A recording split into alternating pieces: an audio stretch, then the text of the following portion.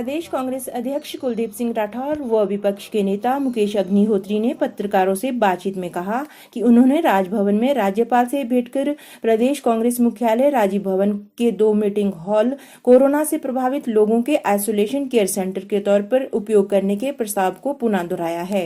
उन्होंने कहा है कि अगर सरकार उनका यह प्रस्ताव स्वीकार करती है तो वो यहाँ आइसोलेशन में रहने वाले लोगों को निःशुल्क पौष्टिक भोजन की व्यवस्था भी करेंगे। उन्होंने राज्यपाल के साथ बातचीत में लाहौल स्पीति और किन्नौर से लगती चीन की सीमा पर अधिक चौकसी की जरूरत पर बल दिया। राठौर ने कहा कि उन्होंने राज्यपाल को प्रदेश में वैक्सीनेशन कार्य में तेजी लाने को प्रदेश सरकार को निर्देश देने का आग्रह किया। इस दौरान विपक्ष के नेता मुकेश अग्निहोत्री ने बताया कि उन्होंने राज्यपाल से सरकार से प्रदेश में कोरोना से मरने वालों के सही आंकड़े देने व इस महामारी से मरने वाले लोगों के आश्रितों को मुआवजा देने की मांग भी सरकार से की है। उन्होंने प्रदेश में सरकार से सभी व्यवसायियों विशेषकर छोटे व्यवसायियों को कोरोना के चलते सीधे आर्थिक मदद देने की मांग करते हुए कहा कि उनकी परेशानी को दूर करने के कारगर उपाय किए जाने चाहिए। को स्वीकार करती है, हमारे प्रस्ताव को स्वीकार करती है तो हम जो मरीज हैं उनके खाने का जो बंदोबस्त है वो भी हम पार्टी कार्यालय में करेंगे।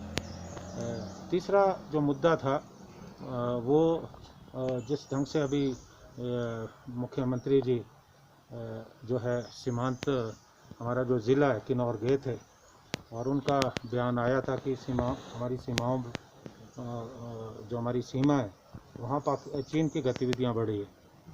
तो हमने राज्यपाल महोदय जी को याद दिलाया कि पिछले वर्ष 5 अगस्त को हम राज्यपाल महोदय से मिले थे और हमने जो वहाँ गतिविधियाँ चल रही थी उनकी जानकारी जो है राज्यपाल महोदय को भी दी थी और इनकी मार्फत हमने देश के जो रक्षा मंत्री हैं उनको भी पत्र लिखा था कि इसका संज्ञान लिया जाना चाहिए।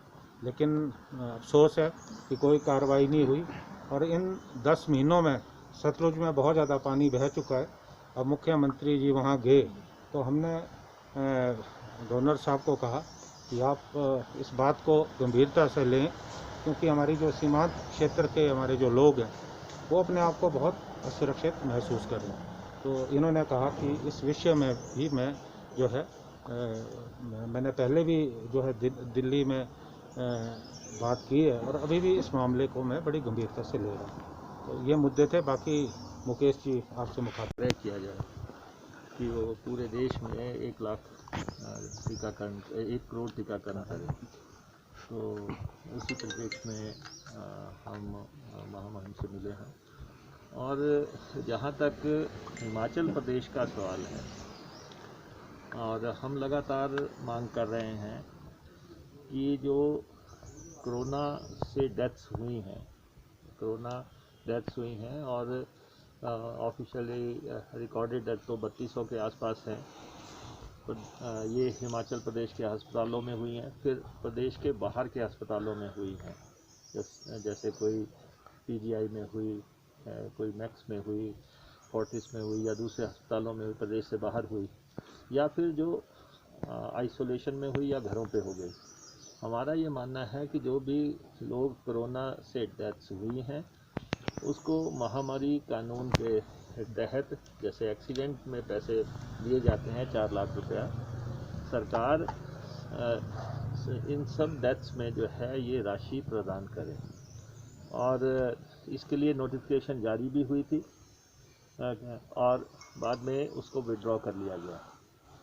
और ये डिज़ास्टर एक्ट के तहत भी प्रावधान है, नहीं है तो सरकार प्रावधान करे कि जैसे एक्सीडेंट में मिलता है ये पैसा 4 लाख रुपया हर हालत में उन परिवारों का पैसा है और उनके साथ धोखा नहीं होना चाहिए किसी भी तरह से।